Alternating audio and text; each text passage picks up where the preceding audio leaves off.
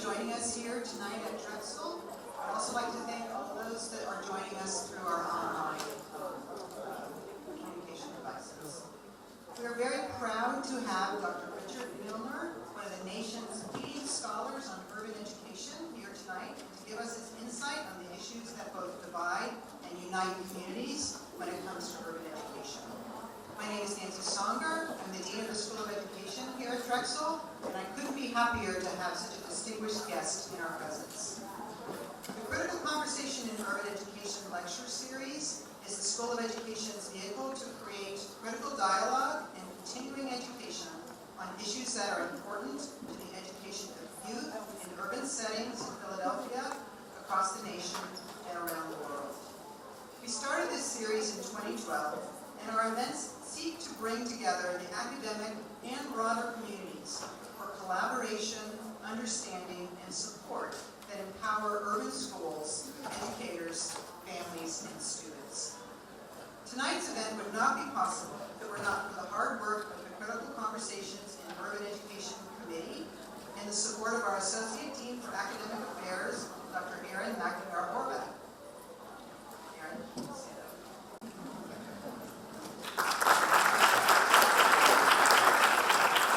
For the rest of the committee members, also please stand for applause.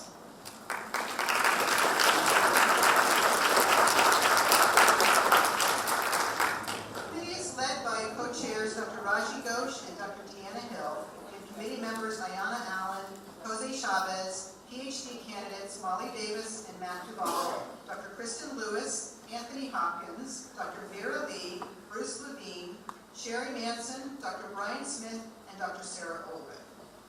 We also want to thank all of the Drexel University departments, programs, and organizations who are in our exhibit hall in the lobby. If you did not have a chance to visit them, we strongly encourage you to check them out after the presentation. And this is a list of the groups that are members of our organizing committee. And these are the groups that have exhibits today out in the hall. So the exhibitors include the Academy of Natural Science Women in Natural Sciences program, Action for Early Learning, Adolescents Comprehension Evaluation, America Partnerships, Dornsife Center Dance Program, the Dornsife School of Public Health, Dragons Teach, Drexel School of Education Academic Programs, Drexel Student Council for Exceptional Children, Future Educators of Drexel, that's our student organization, the iLearn Project in Urban Schools, Lindy Scholars Program, Philadelphia Teacher Residency Program, the School of Public Health Nutrition Sciences Department, Student Center for Inclusion and Culture, Urban Special Education Leaders of Tomorrow, and Westfall Performing Arts Department. So let's also give a round of applause for our teachers.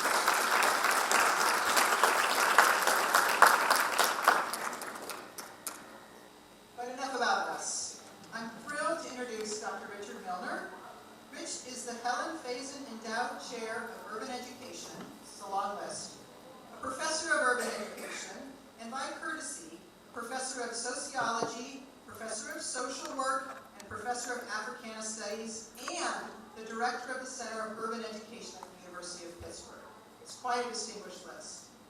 Dr. Milner's work has also appeared in numerous publications, and he's published 6 books. And one of those will be available for signature and purchase in the lobby later on today. Dr. Milner is also the Editor-in-Chief for Urban Education and co-editor of the Handbook of Urban Education published with Routledge Press.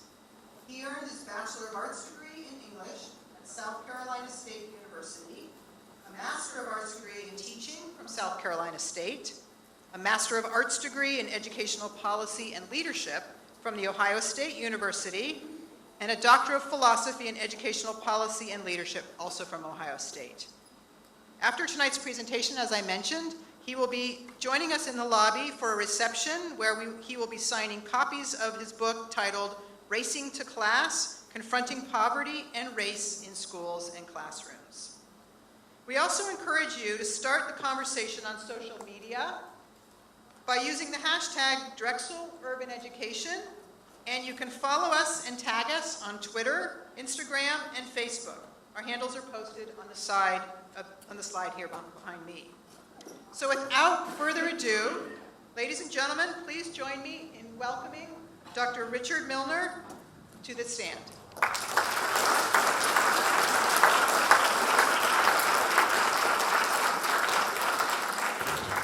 Right. How are y'all doing? You hear that southern accent there, don't you? Right? I'm from Griffin, Georgia. That's right. I said it, and I'm proud of it. It is indeed an honor to be here. Thank you, Dean Saunders, for the gracious introduction, and to the committee responsible for my being. I'm very excited for the opportunity to engage with neighbors here in the Commonwealth. I have a lot that I want to cover, and I realize we started just a little late, so I want to make sure I get through as many slides as possible before the timekeepers tell me that I must be quiet, right? Tell me that I need to shut up. So I just joined Twitter this time last year, and so if you're interested, like, isn't that sad? Like, I'm just joining Twitter, like, and the students with whom we work at the University of Pittsburgh are like, man, come on, right? You're not even on Twitter, right? So I've actually moved into my Twitter space, and I would love for you to follow me at Milner H. Rich. Please do tweet throughout the presentation, and I would love to hear some of your comments as the talk goes on. So the sort of framing question I have for today is this one. How do we engage and address issues of urban education that sometimes unite us, and sometimes the issues, how do we penetrate and get at issues that also divide us in ways that get at humanity, in ways that are honest, but also in ways that push us in courageous ways as we try to work to propel the educational opportunities for all of our students, right? We should be in this work together.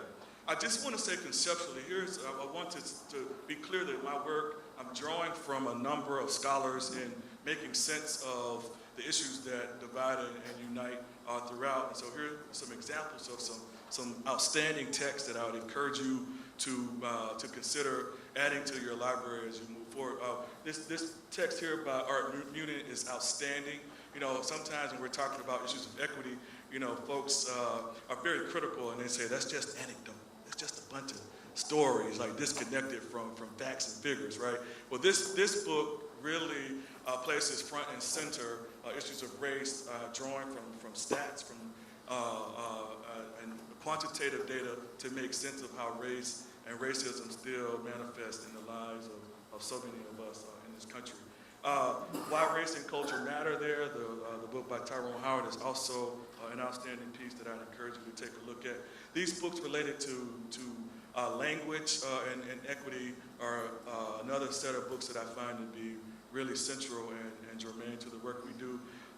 The piece by Jason Irizarry here on your left is first-person accounts of Mexican-American students working through and navigating classroom life and the like. These books here really provide outstanding grounding and frameworks for teaching, instructional practices, pedagogical practices related to culturally relevant and culturally responsive practices, and so forth.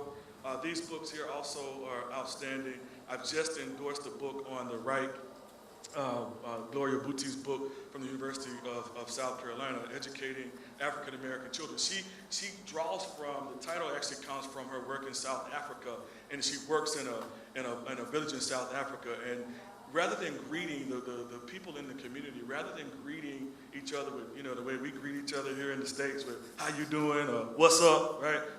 The people in the community greet each other with the question, "And how are the children?" right?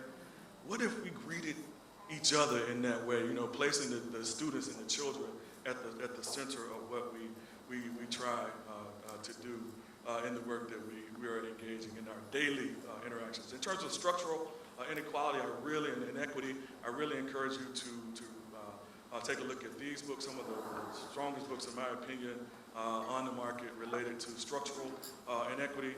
And from an intro and a multidisciplinary perspective, these three, and there's so many more I could share, right?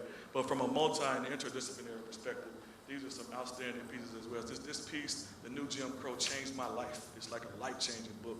And if you don't have it on your shelf, I'd encourage you to do it. Joe Fagan's books is a sociologist at Texas A&M. You know, race is a mirror, right? If I wrote that, y'all probably want to put me in jail. He's a white male sociologist, really calling us and calling attention to issues I believe are germane for us to think about. All right, cool? So far, so good? Y'all with me? All right, let's get going. Let's get going. So issue one, I'm a teacher, so things have to be organized as we move forward. So issue one, there will be a quiz, a short quiz at the very end of this presentation. I want you taking notes, right? Issue one that divides. Issue one is race. And people tend to get very uncomfortable when the conversation shifts to race. What is it about this thing called race that makes it so hard? May I move?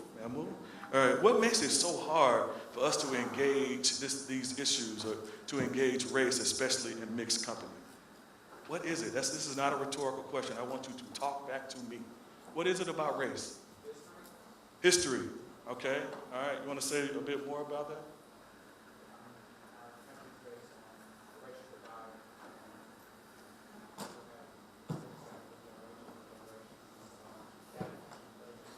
Okay, so generational sort of historical moves and so forth. Okay, absolutely. Who else? Speak loudly.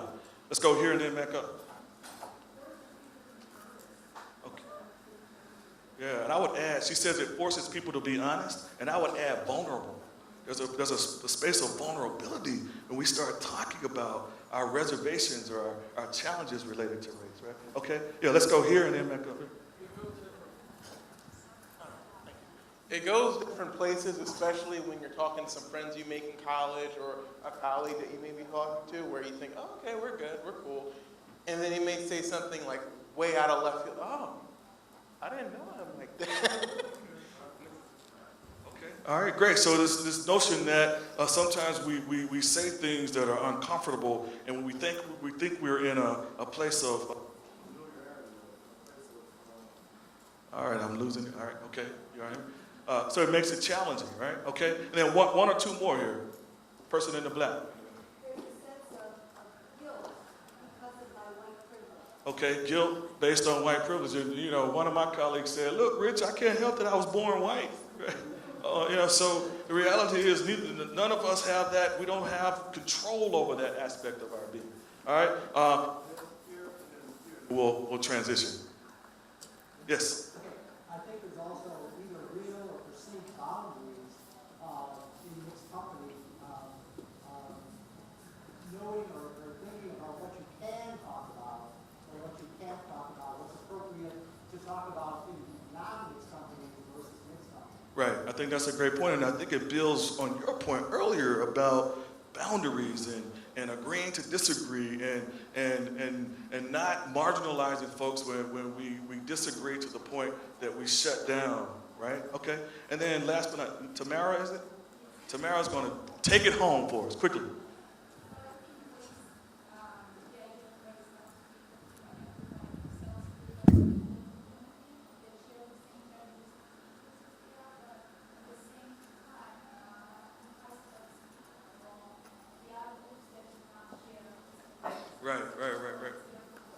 Right, so it's very controversial, but what I've come to understand, that if we don't get this race thing right, we're going to find ourselves, and I'm a scientist, I don't speak in definitive terms often without unsubstantiated claims, right?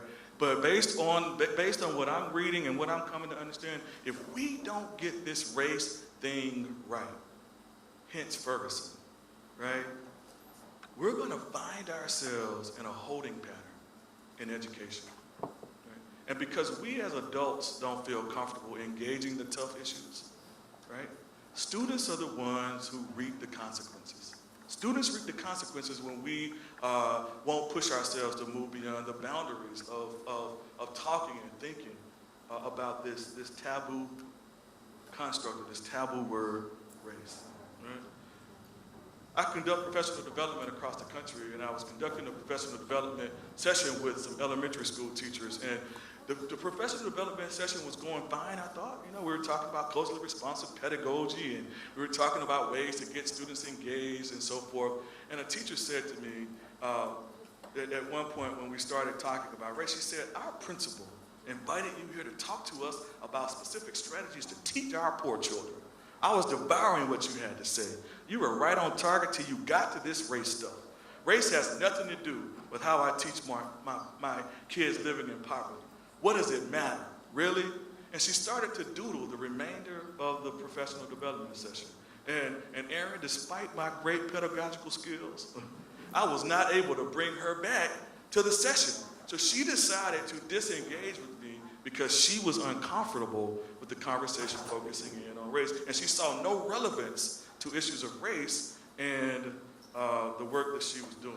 Now we know that race is not some finite construct. We know that race is socially constructed, it's legally constructed, it's historically constructed, it's physically constructed, but most of the time we merge phenotype with race. And so we use color and race synonymously, inaccurately, right? And so when you say race, you're talking about something more than mere phenotype. You're talking about history. You're talking about socially constructed phenomena. You're talking about contextually constructed phenomena as well. Issues of racism have to do with power. They have to do with intentionality. They have to do with unintentionality as well. So it makes many of us very uncomfortable when we start to engage and say you might be complicit in racist policies and practices, especially when you don't believe that you've intentionally done anything, right? So it's a critical space to be when some of your actions and moves and your white privilege, let's say for instance, shows up and manifests in the ways in which people, students in particular, experience education. So why race? Why race? On a national level, if you look at these data on the left, I show you the proportion of students by race, and on the right, I give you the percentage of students in in-school suspension, right? And so if you look here, about 15%, I don't know if we could lower the lights a bit, but about 15%, almost 16% of black students are represented in the school system, but they represent double that in proportion for in-school suspension. Why race? That's why. That's why. If you look at these data and you look at outside of school suspensions, right? Black students, and I'm talking here about black students here because I know the majority of your school population is from a proportion perspective in the public schools of black students. 38.2% experience outside of school suspensions. But we as adults say, I'm uncomfortable penetrating race. Race is not the real culprit in thinking about disparities in education. Right? Why race? This is why. This is why. Look at the expulsion rate nationally. Well, then some of you may say, well, I live in the Commonwealth, Rich, right? That's not the case for us, Rich, in Philadelphia. Right? Well, let's look. Let's take a look. In Philadelphia, and then we have a nerve to talk about test scores, to center test scores. And it doesn't take a rocket science to know and think about the reality that when students are not in the classroom experiencing that outstanding instruction taking place, I don't see any heads nodding, right? When students are not in the classroom, they're not experiencing the instructional opportunities available to them. And we're sending students out, sending them out. Look at the outside of school suspension rates by proportion.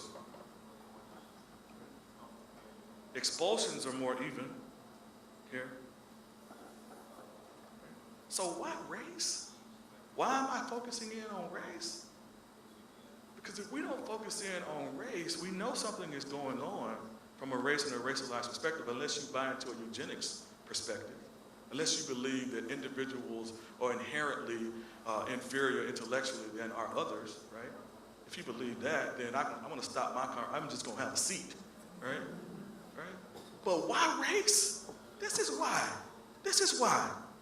If we don't centralize race in the work we do, we're going to find ourselves with generation after generation being underserved in our schools. And so what we're grappling with here, of course, is what's known as disproportionality.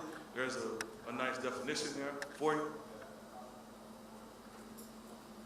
And so many teachers, many educators adopt, folks in general say they adopt this colorblind philosophy in there where, I used to live in Tennessee and the teachers would say, I just love them all. They're just my babies. I don't know why you're talking about race. Mindset one, if I acknowledge the racial ethnic background of my students or myself, then I may be considered racist. Mindset two, if I admit that people experience and see the world differently, I may be seen as politically incorrect. I may offend others, such as my colleagues and so forth, if I express my beliefs and reservations about race. This is where we are. Again, because it's an issue that divides, we won't engage in the discourse.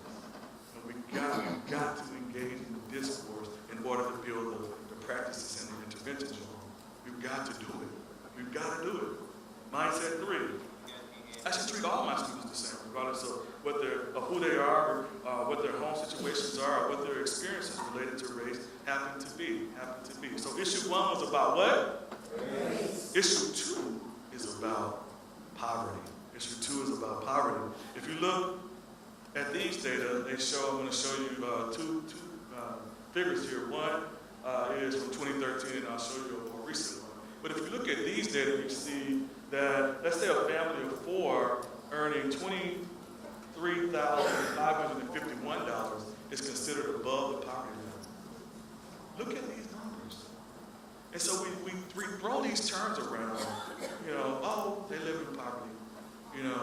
Our students living in poverty. Look at these numbers. Look at these numbers. Right? 2015.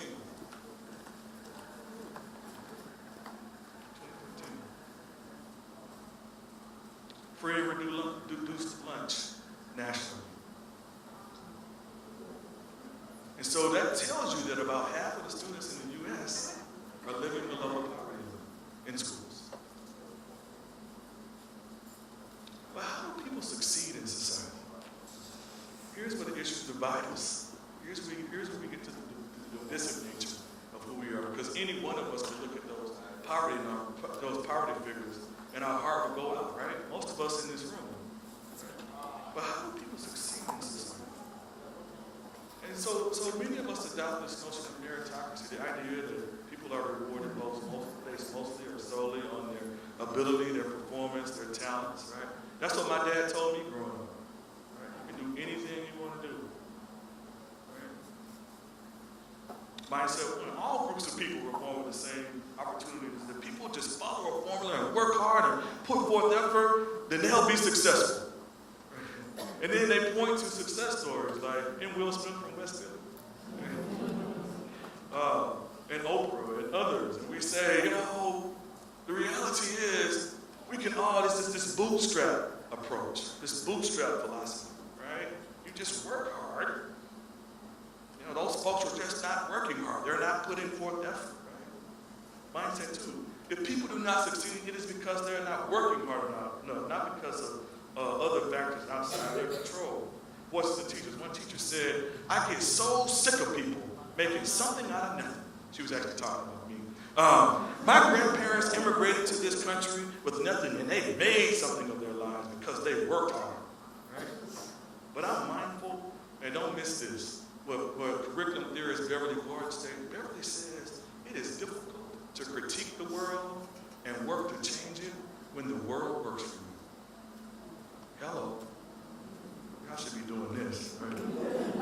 It's difficult to critique the world and work to change it when the world works for you. Mindset two, another teacher said, I'm going to be the kind of teacher who follows your advice and have high expectations. If a student is not turning in his homework on time, I'm not going to give any slack. It's going to be a 0 in my grade.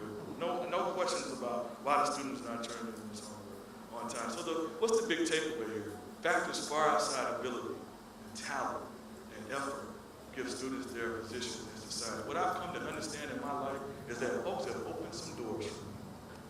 Right? Folks have opened some doors for me. Right? It's not that Rich Milner is so great and I'm not crazy enough to think it. Right? Folks have opened some doors for me. And you know what? The same thing is true for you. Right?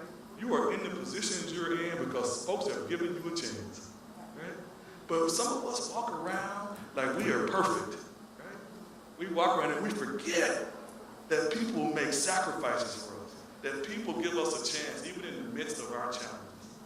And my question to you today in Philadelphia is, what doors are you opening for others? Who are you grabbing around his or her neck? Not literally, right?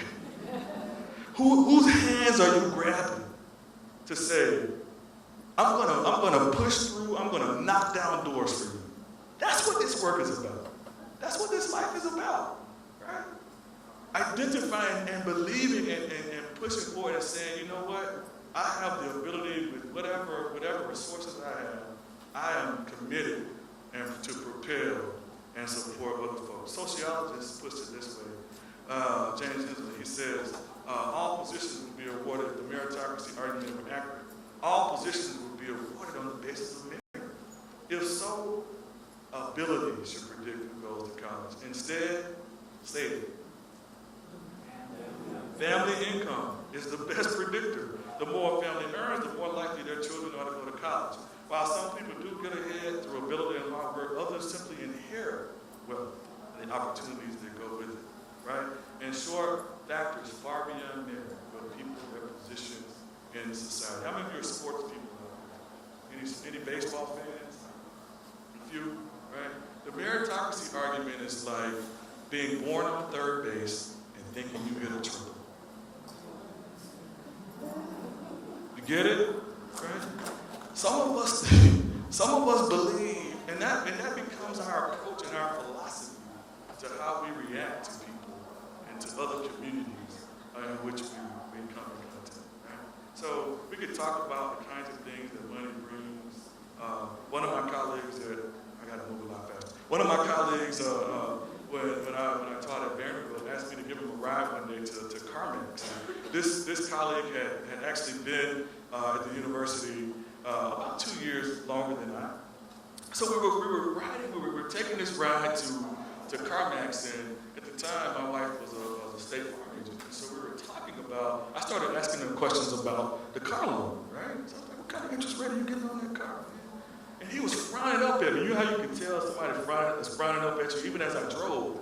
And I was like, well, if that's too personal, I'm sorry, you know. He said, we pay cash for our vehicles.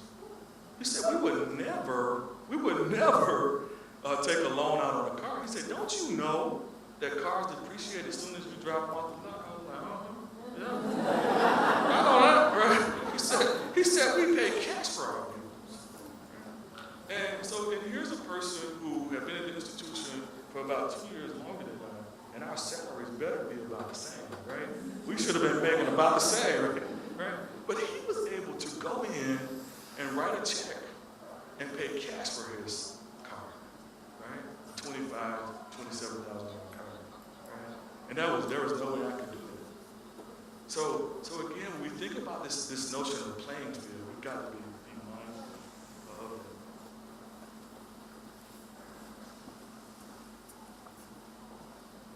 So issue 1 was about what?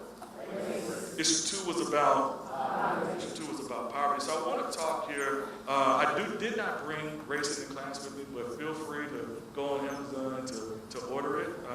It was published by Irvine Press in 2015, and there was a bit of a mix-up. It's completely my fault. I take all the blame for it. But if you are interested in Race in the class, then please do get it. So this is an example of one of the case studies in the book, and I want to talk here very briefly about a situation that occurred in the community. And I need y'all to kind of give me some nonverbals, like if you get what I'm saying, smile at me. If you don't, I'm gonna keep repeating myself over and over, because that's what good teachers do, right? You want people to be with you.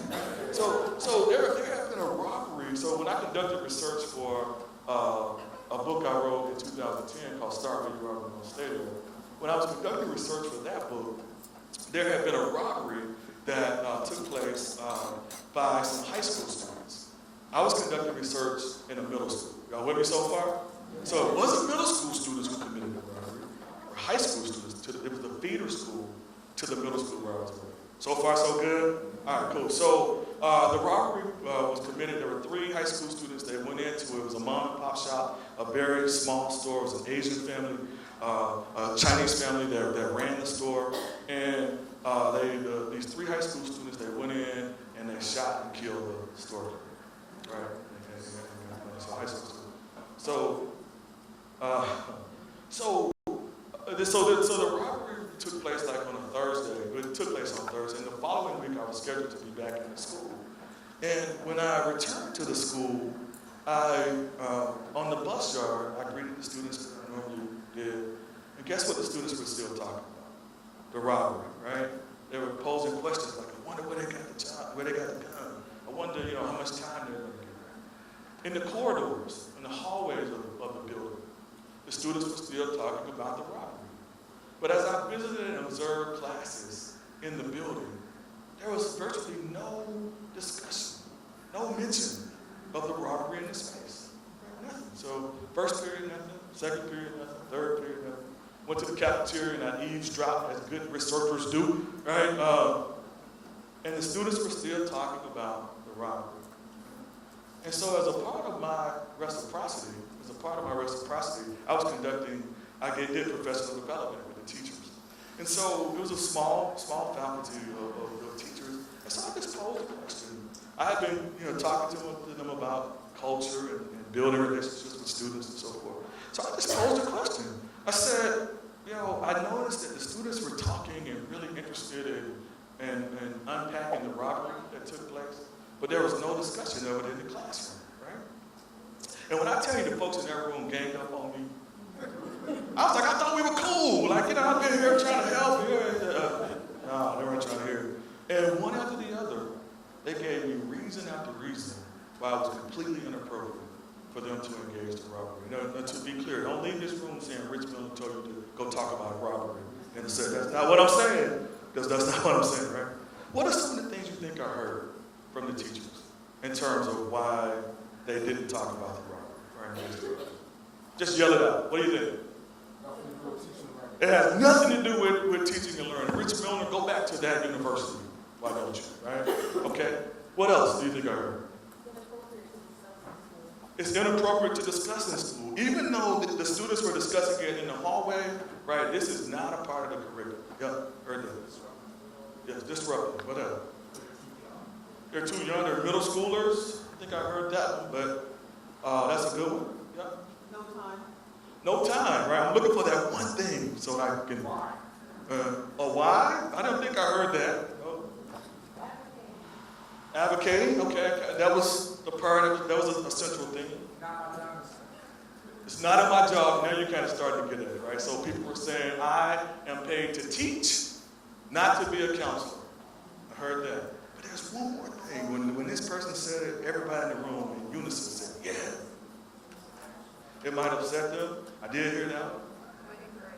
It could encourage, and you were romanticizing violence, right? But when one of the teachers said, and the robbery won't show up on the test, there was in unison, people were like, yeah, we're under pressure here, Rich Milner.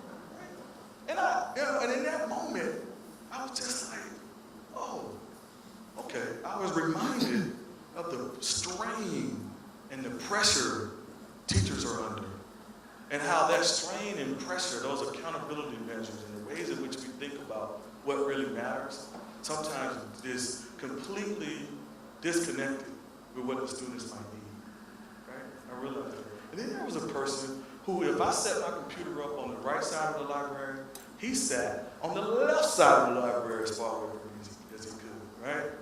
And if I set it up on the left side of the library, he sat on the right side of the library as far away from me as he could. And he sat with his arms folded.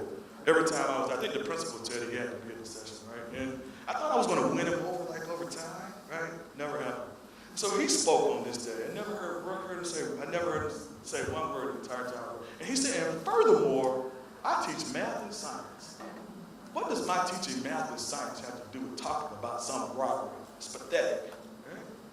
I said, okay, I have done a horrible job, like trying to make these connections. So I had to take some responsibility for it. So we started to make it. I said, what if you pulled up the smart board and you had the students guesstimate the amount of time it take for the responders to drive, because this was a big issue in the news, that it took the responders a long time to get to the robbery site, to guesstimate the amount of time it take to get from the robbery site, to get from the police precinct to the robbery site. There's a little bit of math in it. Where are my math folks? A little bit of math? Thumbs up? Kind of? All right, okay, yeah. I said, so I gave all these examples of how he might, and I said, what if you went a little bit deeper and you had students look at the relationship between gunshots in the community and crime, or the relationship between access to liquor stores and crime? Are there some mathematical ideas in there? There are as well. So the issue may not be only focusing on the robbery, but using a site that the students are talking about as a potential anchor, right? And I said, what if the math teacher actually talked to the English language arts teacher? Imagine that. Real talk. Right? And the math teacher and used as a site that said they were looking at the crime rate in the community. And they wrote about, right, in the newspaper, submitted to a newspaper, some of the realities of what's happening in their community, right, related to access to particular, let's say the inaccess or the inability for folks to get jobs in the community, right, and outlining that as a research site in the classroom. Right? What if they did? And they drew attention and came up with solutions and potential recommendations for the district, recommendations for the community to support their community, right? There's some math and ELA in that, right? Is there? Yeah. But we choose not to. But the piece that I want to make sure you get as well is what I came to understand is that the students in that space were struggling. I used to say they were experiencing trauma, but that's not what I do. They were struggling with the fact that there had been a death in their community. Right? There had been a death in their community. And what was interesting is there had been the teachers thought that the students were grieving. I can say that, I believe they were grieving. The teachers thought they were grieving because of the shooters. What I came to understand is that they had developed a relationship with the store clerks. That was the mom and pop shop that everybody stopped at on the way to school to buy them. Now, what do kids buy them? Those chips and hot chips and all that. It was that store, right? And so the students were trying to work through. And you know how I know? They told me. They shared it with me, right? But in our schools, in schools where students live below the poverty line, right? We say they'll work through it. We've even coined it in the literature. Call it resilience. Shame on us. Jeff Duncan tried to put it this way. When was Columbine? What year was that? 1999. The students in Columbine, y'all, are still receiving counseling and psychological services. And you know what? They should be. They should be receiving counseling and psychological services.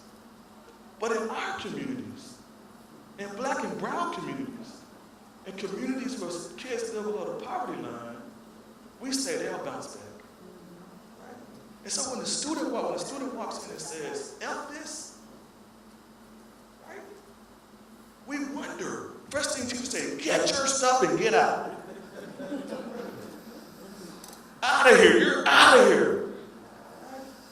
When in essence, the students are working through challenging situations. They're working through challenging situations. You're grown self. When you're struggling, don't you need someone to talk and help you talk through those challenging situations? If we don't get the counseling and the psychological support for our students, we're in trouble. We're seriously in trouble from an inter and a multidisciplinary perspective. That's what school of education needs to be working on.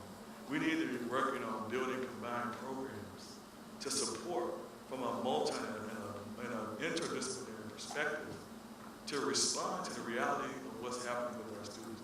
What we know at the University of Pittsburgh, and this is Dean Larry Davis, I need so much more time, give me more time. Dean Larry Davis, who's the Dean of Social Work at the University of Pittsburgh and the Center for Urban Education, the center I direct, we're working now on a program that is designed to, it's okay, it's all right, I'm done, it's okay, I got this. We're working on a program to train teachers to develop a social work lens in the work they do, in addition to the content knowledge they need to be effective. Those are the kinds of innovations and moves that we've got to get at if we want to give our children a fighting chance. So issue 1 was about what?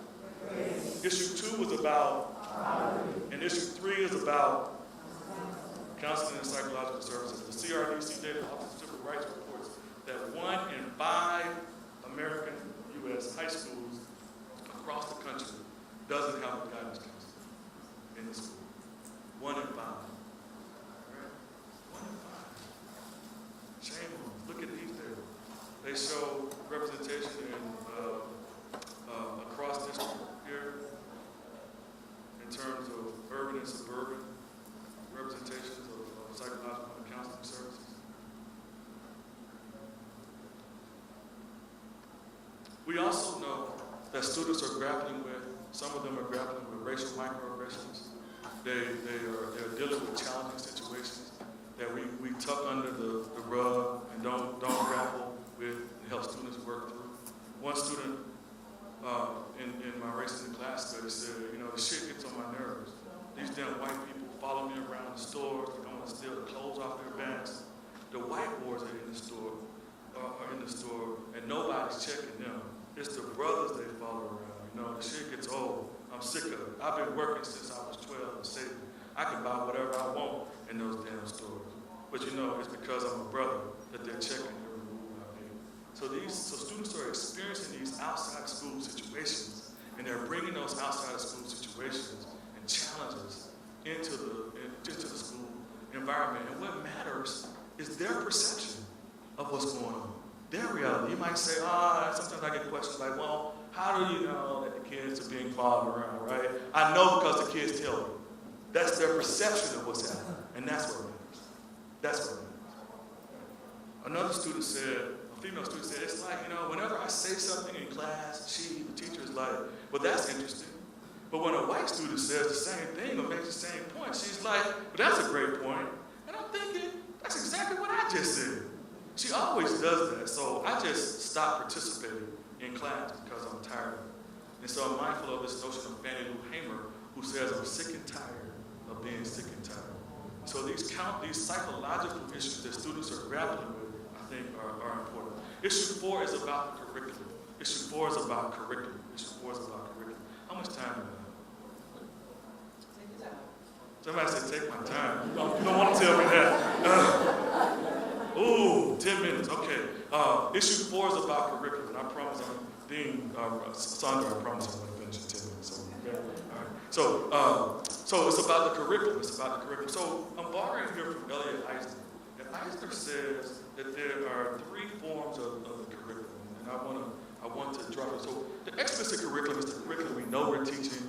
The implicit curriculum is the hidden curriculum. It's sometimes intentional, other times it's unintentional.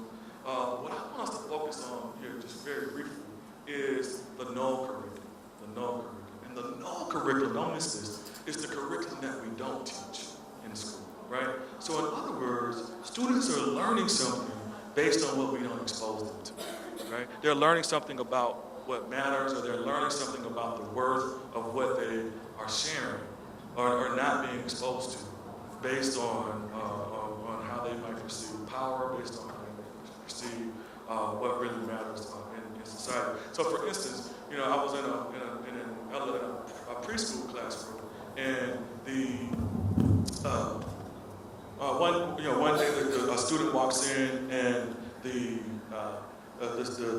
child walks in with his mother, and a student in the class says, "Oh, Miss Jones, your Timmy's mommy has on a red shirt."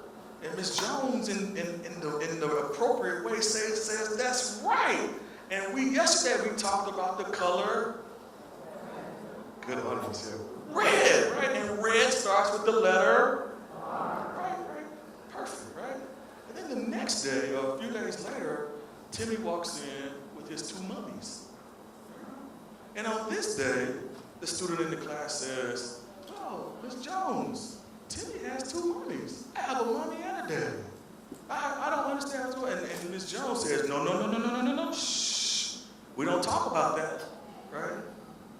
There are lessons embedded in that avoidance. Students are learning something based on that avoidance. You get it? In a very similar way, when students are reading texts of the world and they come across these texts, that's right, I'm showing them. When they come across these texts and these texts, and we say, that's not a part of the curriculum. I've got to teach to a test. I don't know why you think I should be focusing in on something that I had no control over. We're sending particular kinds of messages to students. We're sending particular kinds of messages to students. My dad drove a forklift at General Motors for 38 years, and he's not a man of many words. I don't think we've talked on the phone but maybe 5 times. That's just not his thing. He doesn't talk on the phone, right? And he called me a few months ago, and he said to me, he said, "Rich, you up there driving around in that car, in that big city?" He thinks Pittsburgh is a big city. And he said, "Son," he said, "if the police pulls you over, you do exactly what they say." I'm a 40-something-year-old man. And he started fussing. Like, you do what they say, you don't pose any questions, I don't care if you're in the right. I'm just like, "Daddy, what did I do? Like, give me a chance, I ain't done anything." He said, "'Cause son, you're gonna bury me. I'm not gonna bury you." Right? In his heart, he said, then he hung up. He hung up the phone. But students are reading the world. Students are reading the world. And we're not embracing and we're not supporting them and working through whatever it means for them to interpret these kinds of curriculum. Issue 5 is about the way we talk and what we focus on related to achievement. So issue 1 was about what? Issue 2 was about poverty. Issue 3 was about counseling and psychological services. Issue 4 was about curriculum, and issue 5 is about talk, the way we talk. And so Gloria Ladson-Billings actually charged us in a powerful 2006 presidential lecture through the American Educational Research Association. She charged and challenged us to rethink the very way in which we talk about the realities of what's happening with our children. And she, in fact, said that we don't have an achievement. She said that we don't have an achievement. And what some of us are starting to conceptualize is what we really have is an instruction gap, and we have a caring gap, and we have an effective leadership gap, and we have a rigorous curriculum gap. That's right, I said it. And we have a resource gap, and we have a technology gap. We don't have an achievement gap.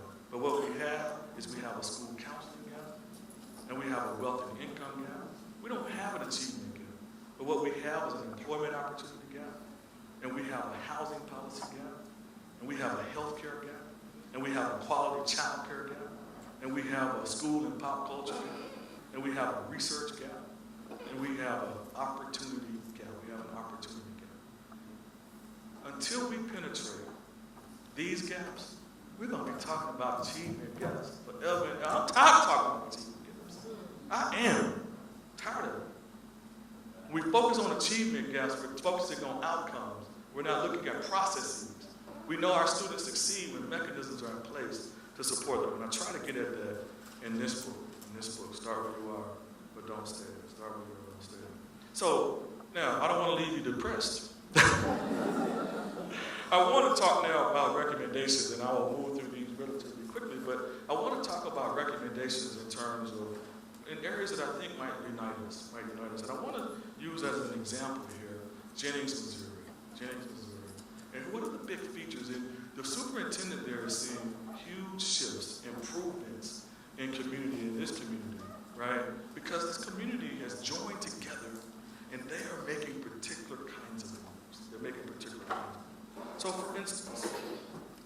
They develop a hope house, a house for students who might be grappling with having challenging situations at home. Not in the tradition, maybe we're not necessarily talking about students who are on the streets. We're talking about students who say, you know what, I don't like my stepdad. I'm a junior in high school. I want to graduate. What can I do? Right? Talking about those kids who might otherwise drop out and say, I want to get a job and get an apartment. Right? They develop Hope House. And the resources that she is able to draw from come from foundations and community members. So students have a safe space, a safe place to live until they graduate from high school. Every child should have. Every child. They also have washers and dryers in the school building. Imagine that. What they learned in Jennings was that some students weren't showing up for school because they didn't feel fresh. Imagine saying that not wanting to show up because your clothes are not clean or you don't feel fresh, and so you decide that you're not going to show up. Right? And you know where they got the resources to do that? They went to the local Home Depot. And the local Home Depot says that your community contributes greatly to our vitality, right? And the Home Depot donated the washers and dryers. Imagine that from a community perspective. What else? They had doctors, pediatricians, and mental health providers available, not only for the students, but for the community members as well. And it was a place that anyone could come in the school. Some these are features that show up. We have different names from wraparound, community center, right? But this is an example of people doing it and seeing huge shifts. And I love the way the superintendent talks about these shifts, right? She doesn't talk about like I'm doing it. Like, I have been able to do this. How we start to feel like we're so great as individuals. No. She's like, this is the work that I'm doing as a vessel or a vehicle for trying to be a change agent. What else? They had a food pantry. So students could go in, and the food pantry stayed open 7 or 8 o'clock in the evenings, so that people could go in at any time and have access to food. They had Saturday school, and they looked at it as an acceleration or an accelerated program. They had pay for college opportunities for their students, and there were associate degrees available for students. They restored the arts in the district. That's right, I said it. You should be snapping your fingers right now. Right? How many of you benefit from the arts? Most of you in this room, most of us, right? In black and brown communities, we streamline. We say we're going to really focus in. What we really have to do is we have to do drill and kill and focus in on ELA and build these math skills, right? That's what's going to help these kids. No, right? And their creativity is stifled, right? Even physical education. Folks dying of heart attacks. And we say, we've got to get more time in ELA and math. Come on. They had teacher incentives. So the morale among teachers were very high. Because teachers were involved in the decision making and the moves that the superintendent and the principals were making. They paid teachers incentives. They provided incentives for teachers. Right? We can't expect teachers to stay there. Somebody said, amen on that, right? We expect teachers to give their every moment of their lives to the work, and we pay them minimally. Shame on us. Shame on us. On a more macro level, I got to move a lot faster. On a more macro level, they increased. These are general recommendations here. We have to increase the number of adults in every classroom. Right? I know y'all like, what are you talking about? Pedro Noguera in his work talks explicitly about experiences he has in New York City, and he talks about students who have been able to perform in the highest percentiles in the district. And what he found was the reason the students were successful is because they increased the number of adults in every classroom. So in every classroom, there was a lead teacher, there was an assistant teacher, there was a school counselor, there was a community member. Y'all looking at me like, what? How is that possible, right? And economists, I love to share this recommendation with economists because they're like, come on, are you kidding me? Like, there's no way for us to afford that. but we can build more jails.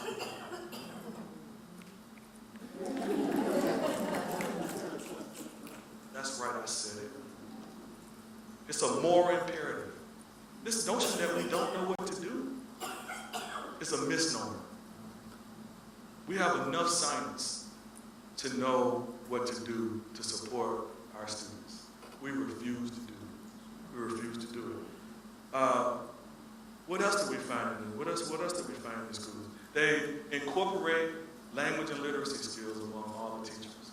So every teacher in the school has to become a teacher of language and literacy. So imagine that, and I'm not saying this because I'm an ELA guy. I know you're like, he's being, no. But imagine when ELA teachers are able to transfer their skills in science to help students understand how to read an information text, right? Or for ELA teachers to be able to help students understand and work through word problems, or to pick out the main idea of a social studies text. We take for granted, we think all teachers know how to do that when they're not trained in that area. And I'm going to just put the rest of these up here. We have to radically reform in-school suspension. If we're going to keep sending our children out, if we're going to keep throwing them out of the classroom, treating them like animals, we've got to create a space for them to learn, grow, and be restored. We really do. We've got to do that. We've got to better train and better support our early childhood providers. When I say that, I mean through financial incentives as well. These early childhood providers are many of them are outstanding, working overtime, right? And we're under-supported. We've got to build a racial and ethnic identity among students. We know from the research that when students feel strongly or applications about their own being, when they feel strongly about their racial and ethnic identity, they do better, they achieve more. And it starts early. We've got to reduce class size. And I know those of you who study this will say, well, we don't see the effects in terms of test scores, right? I've seen the studies. Right? But when you think about students who are more school dependent, the reduction of class size can allow a teacher to talk a child off the edge, right? It may not ever show up on the test. It may not ever show up on the test. You need to examine and work towards equitable models of spending.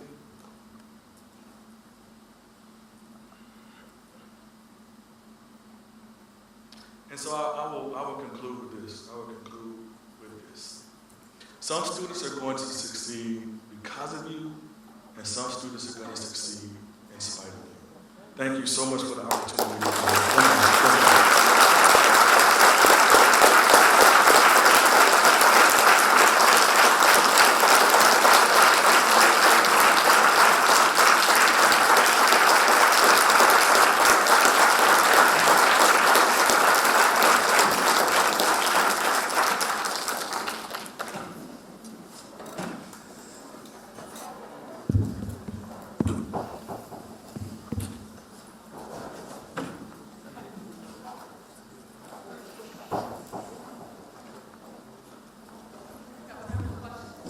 Okay, time for questions or answers? Yes, sir.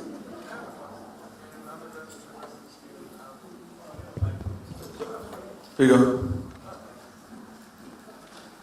I'm a Drexel University student, and I'm born and raised in Philadelphia, went through the public school system in Philadelphia, and needless to say, there was a lot to desire. And the biggest thing I've experienced having to go through the public school system, having to weed my way through it, try to find the programs, and try to find opportunities to be able to come to Drexel on a Liberty Scholarship, is that the most important thing that's helped me is my parents. Because if the school's not doing what they need to do for me, I can always come home. But a lot of students don't have that. A lot of students don't have a strong home foundation. So my question to you would be, what can schools do to provide that foundation that some students may not have? Because it's hard to, parent the other, parent teacher. That makes sense. I think that's a really important question. The first thing I would say is, I've never met a parent, and y'all might be like, well, I have, but I have never met a parent who doesn't care about his or her child. So I just want to make that clear. Before I had my own biological children, I was a teacher, and I would always say, well, I'm going to take the teachers. I'm on the teacher's side, right? And I understand what it means. Now I'm on RIGHTS's side, right? Because with my own children, like I see things in a very different way than I saw even before I had my own children. So I think that one of the things we got to be mindful of is that parents tend to be doing the best they can. I think that we've got to understand that we can provide support mechanisms and support systems inside of school, but I think the best thing we can do is communicate with parents to be responsive to the needs that parents might have and to be empathetic, to the situations that folks find themselves. So Ruby Payne is an author who talks about this notion of the culture of poverty, right? And her work draws from Oscar Lewis and others who sort of coined this notion of the culture of poverty. And what I've come to understand is there's no culture of poverty, right? Sometimes there are cultural practices that any one of us might move inside and outside of, right? Based on our circumstances and our situations. But we've got to, be mindful that just because I don't parent my child just like you parent them, right? It doesn't necessarily mean that I don't care about them. It doesn't necessarily mean that I don't support them. And so this notion that different Donna Forrest says that different doesn't necessarily have to mean deficit. I think it's something that we've got to be mindful of, and we've got to draw from the assets in the community. So some parents, I could go on and on and on and on, but some parents are working multiple jobs, to make sure they're meeting the needs of their children. And I'll end my comments by saying this: like it's easy for us to say, well, I've had a tough situation. I've been able to work through those tough situations. Or parents just need to do X, Y, and Z. But what I realize now more than ever is that life happens, right? And so my reaction to a tough situation might look qualitatively different than your reaction to a tough situation. Does that make sense? Some people, it takes everything in them to get out of the bed in the morning, and we're looking at them like that person is lazy, right? Or that person, or the person lost his job or she lost her job, and first thing we do is we go into me, to what we would do, right? And when the reality is people react to situations in very, very different ways, right? So, yeah. Yes. How do you feel about restorative justice practices in the classroom in order to reduce in-school suspension? Yeah, so the question is about restorative justice practices in the classroom. And I'm glad you kept justice in the title, right? Because I think what I'm hearing a lot now is just restorative practices. And the heart and the integrity of the movement, and I'm going to call it a movement, really is about justice. And from an empirical perspective, I don't know a lot about it, to be frank. I'm still waiting on studies that show that we're seeing more restoration among students and so forth. But as an idea, I think it's the way, it certainly beats what we have in place now. And I would really encourage you to read the work of Maisha Wynn, W-I-N-N. She's at University of Wisconsin-Madison. She wrote an outstanding book called Girl Time. And what she does is, and one of the things I really appreciated about Maisha's work is that Maisha is looking at girls in the school to prison pipeline. And she's looking at some of the moves they make, how they talk about their experiences, and so forth. And I think it's important that we don't lose, the fact that, with all the attention on males, that we don't lose, the focus and the emphasis on making sure every child, and I want to make sure everybody gets this as well. Like, my points here today, I focused a lot on black and brown children, but I give a darn about every child. I said darn.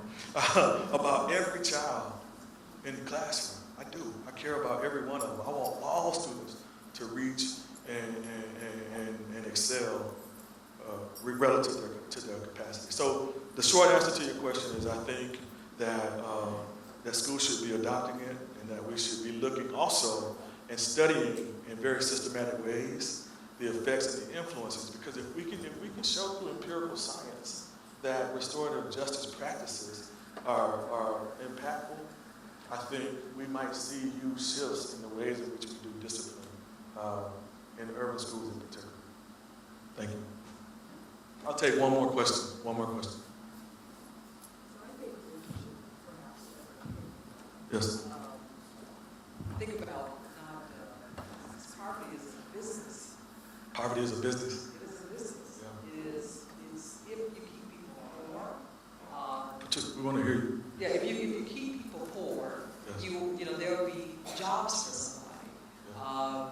If you keep children uneducated, there will be folks and people at the bottom who will not achieve. And so when you look at poverty as a business, as we begin to look at slavery as it was a business, we'll begin to understand it, and then we'll begin to break it down. Because as you started out, racism is so, pervasive on so many different levels. Yes. We need to understand how, as taxpayers and with political power, how we can shift this game plan. Or we have a whole bunch of kids who are just not going to make it. Yeah, I would say the same thing is true for in what you're talking. A lot of what you're talking about is this notion of social stratification. Well, this notion where we always have a top, bottom, and middle. Right? I think people would also say the same thing is true about the prison industry as well. Right? A massive business when you think about it. Okay, I'll take a few more. Y'all want to take more? Or comments? I read something lately. Can everyone hear me? All right. I've read some things lately about the idea of reintegrating a lot of schools, because a lot of our schools, particularly in urban centers, have actually become more segregated than they were right after Brown versus Board. So I was wondering if you had any thoughts on that. Yeah, so what we know, what the demographers are showing is that schools are resegregated. I really encourage you to look at the work of Gary Orfield, for instance, who's now at UCLA, and they're doing really powerful work related to these things. And I think we have to remember is there are those who, educational researchers, anthropologists, and so forth, who have actually documented that desegregation was one of the worst moves that could have ever happened for Black and brown children. And so, yeah, it's an issue that divides, right? So if you look at the work of Vanessa Sitter Walker and Jackie Irvine and Michelle Foster, they talk about this notion that DSEG actually did very little to propel the agenda of Black communities regarding educating Black children. And so there were huge, we know, vis-a-vis Brown v. Board, 1954, we know that there were huge demotions of teachers. This is well documented. Teachers were fired, as we move. And so my big takeaway is this, and I will end here, is we moved bodies around with Brown. We moved bodies around, but we never got to the core, even today, for what it means to live and learn with folks who were different than were we, right? And because of that, we're seeing, even today, we move bodies, and we thought that the moving of the bodies, right? And that's all this is, right? It's a body, right? We move bodies around and never got to the core of what it meant to live and learn, to be taught, and to teach folks who were different than were we. We're making strides now, right? But we still haven't gotten it right. So, and until we do, again, I think we're going to find ourselves in a whole path. Thank you again for the opportunity to be here.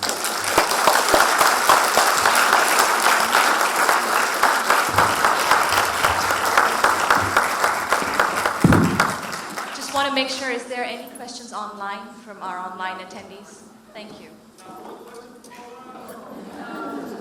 Well, thank you all for your questions, and a special thanks to our Dr. Milner for sharing valuable insights on issues that unite and divide. urban education.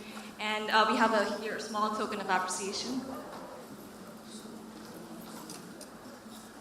We also want to take this opportunity to extend our sincere gratitude to our Dean, School of Education, Dr. Nancy Songer, and Dr. Erin Horwood, our Associate Dean for Academic Affairs, for their enthusiastic support and input to help bring this event to fruition. Thank you.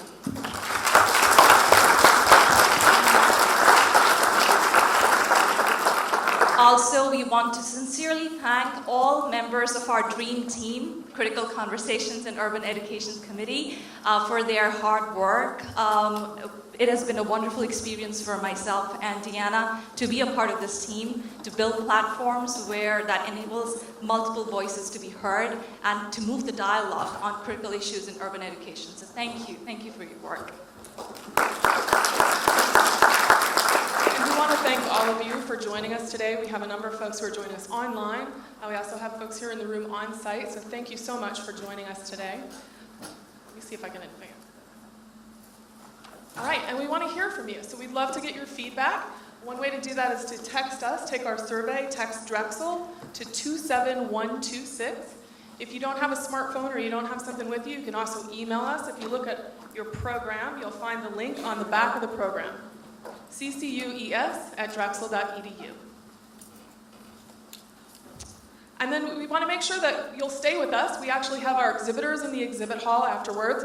You probably saw some of them when you came in, but our exhibitors are here and they're going to stay with us this evening till 8 o'clock. They're excited to talk with you about their work and the exciting things that they're doing to further the commitment to Drexel's mission to urban education. So please stop by all of our exhibitors in the exhibit hall, and don't forget to stop by our reception. We have some light refreshments and beverages in the hall. So please stay with us, and thank you again for joining us.